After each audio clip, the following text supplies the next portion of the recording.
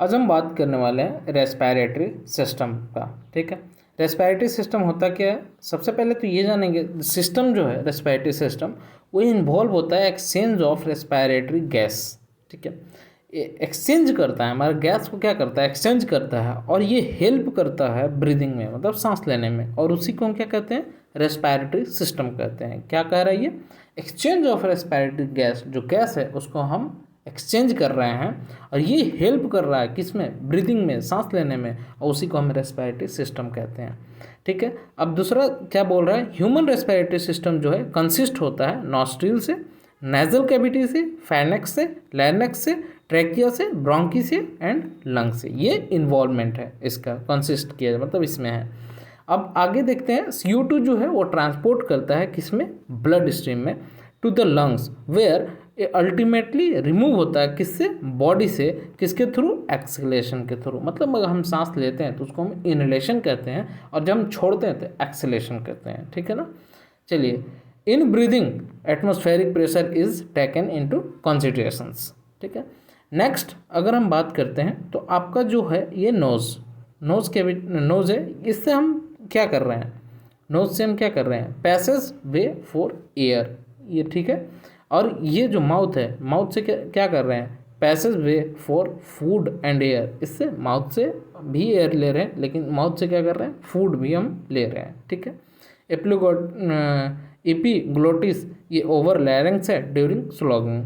तो ये सब चीज़ आपका जो है ये मेन जो है आपका यहाँ पे राइट लंग्स और लेफ्ट लंग्स। ठीक है ना। तो यहाँ पे आपका क्या कर रहा है, क्या कह रहा है, प्लूरल मेम्ब्रेन जो है ये कवर करता है the lungs and line chest cavity.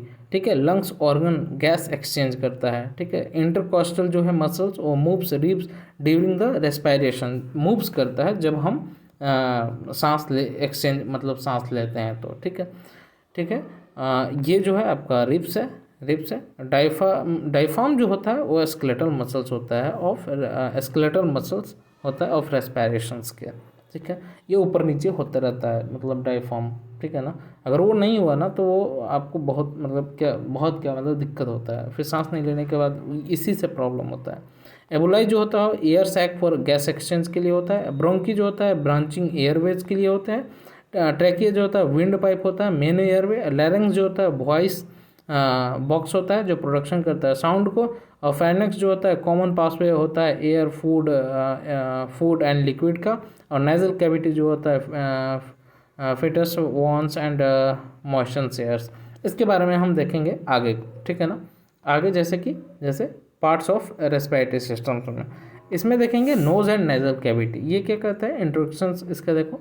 तो नोज जो है include external part and the upper respiratory tract the tubes from face. It allow करता है air to enter debris and filter debris, मतलब कोई भी फॉरेन पार्टिकल्स वगैरह ये सब इंटर नहीं किया करता है, फिल्टर कर देता है। And warm and moistures the air. ठीक है, nasal cavity is lined by mucus membrane and small hair are present. वहाँ पे म्यूकस मेम्ब्रेन के पास स्मॉल हेयर मतलब वहाँ पे रहता है। ठीक है, वही कह रहा है, ये नोज एंड नेजल कैविटी उसको बोलते हैं। फेनेक्स किसको बोलते हैं, चलिए देखते हैं। सर मेन कॉमन पैसेज जो होता है फॉर बोथ एयर और फूड दोनों का, और divided into three parts nasopharynx, oropharynx और लैरिंगोफेरेंक्स। ये तीन टाइप का होता है। Nasopharynx above the soft plate होता है। ओरोफेरेंक्स में मिडिल पार्ट होता है। और फेरेंक्स में जो होता है कॉर्डियल पोर्शंस होते हैं। ठीक है, ये फेरेंक्स हो गया। लैरिंक्स जो होता है वो वॉइस बॉक्स होता है जो कि compose of cartilage, ligament, muscles and mucosal surface and prevent indigestion solid and liquid from the entering the respiratory system. Also contain vocal cords which produce speech sound, और ये प्रोड्यूस करता है sound. ठीक है, कंपोज किसके से होता है, कार्टिलेज, लिगामेंट और muscles and a mucosal surface. और प्रिवेंट करता है डाइजेस्टेड सॉलिड और liquid from entering the respiratory system and contain जो करता है वो वोकल कॉर्ड और विच प्रोड्यूस स्पीच साउंड। ठीक है। ट्रेकिया जो विंड पाइप, अब इसका देखिए, carries air between the larynx and the bronchi and supported by incomplete rings of C shaped, supported by incomplete ring of C shaped cartilage. ठीक है। Hyoid bone in its wall and adult trachea जो है 10 से 11 centimetre तक है। ठीक है। ये ट्रेकिया विंड पाइप का है। अब आगे हम देखते हैं फिजियोलॉजिकल ऑफ रेस्पायरेशंस। ये क्या होता है? Respiration include to process. ठीक है। एक एक्सटर्नल रेस्पायरेशन, एक इंटरनल रेस्पायरेशंस। एक्सटर्नल में क्या होता है? अपटेक। ठीक है। अपटेक करते हैं ऑफ O2। ठीक है। And excretion of CO2 in the lungs. ठीक है। एक्सक्रिएट करते हैं CO2 किसमें? लंग्स में। ठीक है। एंड इंटरनल रेस्पायरेशन में क्या होता है? O2 एंड CO2 एक्सचेंज होता है between cell and capillary blood में। ठीक है। ये एक्सचेंज करने का काम करता है इंटरनली रेस्पायरेशंस में। ठीक है। अब बात करते हैं इसका quality of the respiration process depends on, जैसे ट्रेकिया जो लोअर पार्ट है। अब इसमें देखिए, branches into the two bronchi, one to each lungs, and these branch within lungs into many smaller bronchioles. उसको हम ट्रेकिया लोअर पार्ट में आता है। ठीक है ना, उसको ट्रेकिया बोलते हैं। ब्रोंकी जो एयर पास होता है, उसमें एयर इसमें पास होता है। ये देखिए, the bronchi branch from trachea into each lungs create the network of intricate and passages that supply the lungs with air, and the left bronchus is shorter comparing to the right, ठीक है। Bronchi tube smaller diameter less 1 mm। ठीक है। इसका smaller diameter होता है और ये 1 mm का होता है। मेन इसका है जो एयर पैसेज का काम है। ठीक है। नेक्स्ट ब्रोंकोलियर्स, ये क्लेरा सेल्स। इसमें देखते हैं, cells are the characteristics of bronchioles, जो कि फाइन ब्रांच होते हैं, fine branches which are basic unit जो होता है वो लंग्स का होता है। ठीक है। एबुलाई देखते हैं। एबुलाई जो होता है वो alveoli duct the final terminations of the respiratory bronchioles and the alveolar duct in turn give rise to eboli. These are surrounded by capillary, और surrounded किसके से होता है? कैपिलरी से होता है। ठीक है। नेक्स्ट देखते हैं, the very small functions units of the lungs. बहुत स्मॉल फंक्शंस होता है यूनिट किसका? लंग्स का। रेसिडुअल एयर मोस्टली अकर्स होता है एबुलाई में। प्रोवाइड होता है greatest surface area of gas exchange का। ठीक है। गैस एक्सचेंज का ये प्रोवाइड करता है। नेक्स्ट लंग्स देखते हैं। लंग्स जो होता है वो lungs the take in oxygen and in the cell of the body needs oxygen to live and carry out करता है नॉर्मल फंक्शंस। ठीक है। Normal weight of the right lungs in adult 625 gram. ठीक है। नॉर्मल वेट जो होता है lungs का वो 625 ग्राम होता है लंग्स का। और ऑन राइट साइड का जो होता है hilum of the lung arched by azygos vein, on left side on arch aorta. Perfusion जो होता है, परफ्यूजन रेट वो मैक्सिमम होता है लंग्स में। ठीक है। अब हम बात करते हैं लंग्स का वॉल्यूम। ठीक है। इसका वॉल्यूम की बात करते हैं। लंग्स वॉल्यूम एंड कैपेसिटीज़ कितना है तो है। लंग्स वॉल्यूम जो होता है, lungs capacities are combination of 2 और मोर लंग्स वॉल्यूम। 2 और उससे ज़्यादा लंग्स वॉल्यूम होता है, कैपेसिटी होता है। देखते हैं इसका, लंग्स रिमूव लार्ज अमाउंट जो होता है CO2 करता है 18 लीटर पर डे के हिसाब से। ठीक है। लंग्स कैपेसिटी होता है डिटरमाइंड यूजिंग स्पैरोमीटर्स, और उसे डिटरमाइन किससे करते हैं? स्पैरोमीटर से, यूजिंग स्पैरोमीटर से डिटरमाइन करते हैं। पल्मोनरी एयर वॉल्यूम की अगर बात करते हैं तो देखिए, जो पल्मोनरी एयर वॉल्यूम डिफिनेशंस देखेंगे और फिर अमाउंट ऑफ एयर देखेंगे कितना होता है। टाइडल वॉल्यूम जो होता है वो क्या होता है, the volume of air inspired and expired with every normal breath without any efforts, that is tidal volume.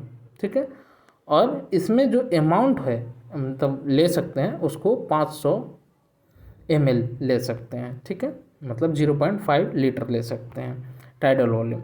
अच्छा, इसमें इन एस्पायरेटरी रिजर्व वॉल्यूम जो है IRV, इसका क्या है, the extra amount of air which can be inhaled forcibly after normal inspiration. यहाँ forcibly हो रहा है, ठीक है ना, नॉर्मल इंस्पिरेशन, उसको हम क्या कहेंगे, इन एस्पायरेटरी रिजर्व वॉल्यूम। ये हम 3 लीटर तक ले सकते हैं, 2500 से लेकर 3 लीटर तक ले सकते हैं, मतलब ठीक है ना, इसमें ये जानिए। नेक्स्ट जो है एक्सपायरेटरी रिजर्व वॉल्यूम, उसको कहते हैं जो एक्स्ट्रा अमाउंट ऑफ एयर करता है, can excelled फोर्सली after normal expirations. ठीक है, फोर्सली होता है, ठीक है ना, तो इसमें 1 लीटर तक हम कर सकते हैं।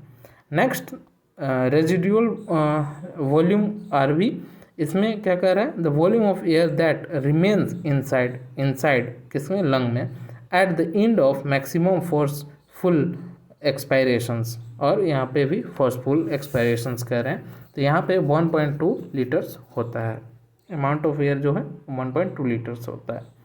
ठीक है, वॉल्यूम। अब आगे देखते हैं कि जो पल्मोनरी कैपेसिटीज़ है उसका देख लेते हैं। जो पल्मोनरी कैपेसिटी है वो देख लीजिए। तो इन एस्पायरेटरी कैपेसिटी जो है IC, इसका डिफिनेशन देखते हैं। Volume of air persons can inspire after normal expirations, उसमें TV प्लस IRV, TV जो है टाइडल वॉल्यूम, IRV मतलब ये इतना होता है, मतलब इसका फार्मूला होता है, ठीक है ना, इसका फार्मूला होता है किसका, इंस्पायरेटरी कैपेसिटी का। ठीक है, और ऊपर हम सारा बता चुके हैं। एक्सपायरेटरी कैपेसिटी जो था EC, इसका volume of air a person can expire after normal inspirations, इसका फार्मूला जो होता है TV प्लस ERV मतलब एक्सपायरेटरी रिजर्व वॉल्यूम, ठीक है, उसका, एंड TV मतलब tidal volume. Next functional residual capacity, जिसका डिफिनेशन क्या होगा, the volume of air will be remain in the lung after normal expirations. ठीक है, ये that is functional residual capacity. इसमें हम ERV प्लस RV ये दोनों लेंगे, ERV प्लस RV मतलब ये एक्सपायरेटरी रिजर्व वॉल्यूम लेंगे और रेसिडुअल वॉल्यूम लेंगे। नेक्स्ट अब विटल कैपेसिटी का देखेंगे। Amount of air which one inhale and exhale with maximum effort, ठीक है, मैक्सिमम एफर्ट से। देन इसमें अगर हम बात करें ERV TV and IRV, formula इसका है। नेक्स्ट टोटल लंग कैपेसिटी अगर देखा जाए तो total lung capacity after accommodate मतलब किया जाएगा किसमें, लंग में, and respiratory passage after maximum inspirations, इसमें जो फार्मूला लगेगा वो VC प्लस RV मतलब VC मतलब, ठीक है, VC मतलब विटल कैपेसिटी प्लस RV मतलब रेसिडुअल वॉल्यूम, इसका फार्मूला इसमें लगेगा। ठीक है, अब बात करेंगे हम रेस्पिरेटरी डिसऑर्डर्स का। जो डिसऑर्डर्स होते हैं रेस्पिरेटरी में, COPD जो होता है जो कि क्रोनिक ऑब्स्ट्रक्टिव पल्मोनरी डिजीज़ होता है, एक ब्रोंकिटिस होता है, एक एम्फेसीमिया होता है, अस्थमा होता है, नमोनिया होता है और ट्यूबरक्लोसिस होता है। ठीक है, COPD के बारे में अगर बात करेंगे, द जनरल टर्म जो होता है several lungs disease that includes chronic bronchitis, emphysema and chronic asthma, ये टर्म है, ये ठीक है, ये COPD का। ठीक है, नेक्स्ट ब्रोंचिटिस जो होता है इन्फ्लामेशन होता है किसमें, ब्रोंकी में, और एम्फेसीमा जो होता है वो इन्फ्लामेशन और एबनॉर्मल डिस्टेंशन और ब्रोंकाइल और एबुलर में होता है। ठीक है, इन्फ्लामेशंस होता है। ठीक है। नेक्स्ट, अस्थमा में जो एलर्जिक रिएक्शंस होते हैं, एलर्जिक रिएक्शंस होते हैं, ठीक है, दैट कॉज और constrictions of the bronchial muscles, ठीक है, ये अस्थमा में होता है। नमूनिया में इन्फेक्शंस होते हैं एबोलाई में, ठीक है, एबोलाई में जो होता है इन्फेक्शंस हो जाते हैं। और ट्यूबरक्लोसिस में जो है वो टीबी सीरियस इन्फेक्शंस होता है, टीबी जो होता है सीरियस इन्फेक्शंस होता है। और किससे कॉज होता है? बैक्टीरिया माइकोबैक्टीरियम ट्यूबरक्लोसिस से, जो कॉज होता है वो माइकोबैक्टीरियम ट्यूबरक्लोसिस से टीबी होता है, ठीक है ना। तो ये आपका डिजीज़ हो गया, रेस्पिरेटरी डिजीज़। अब बात करेंगे कुछ इंपॉर्टेंट पॉइंट्स, जो कि डायफ्राम जो होता है वो स्केलेटल मसल्स होते हैं और विच मोर रेसिस्टेंट होता है to block and recover more rapidly, ठीक है, ब्लॉक और रिकवर जल्दी होता है। वेस्टिजियल ऑर्गन जो होता है वो अपेंडिक्स होता है, appendix, coccyx and centriole, molar teeth and tonsils, ठीक है, ये आपका वेस्टिगल ऑर्गन्स होता है, ठीक है। चलिए तब तक के लिए नेक्स्ट वीडियो में हम देखेंगे ह्यूमन डाइजेस्टिव सिस्टम्स। तब तक के लिए बाय।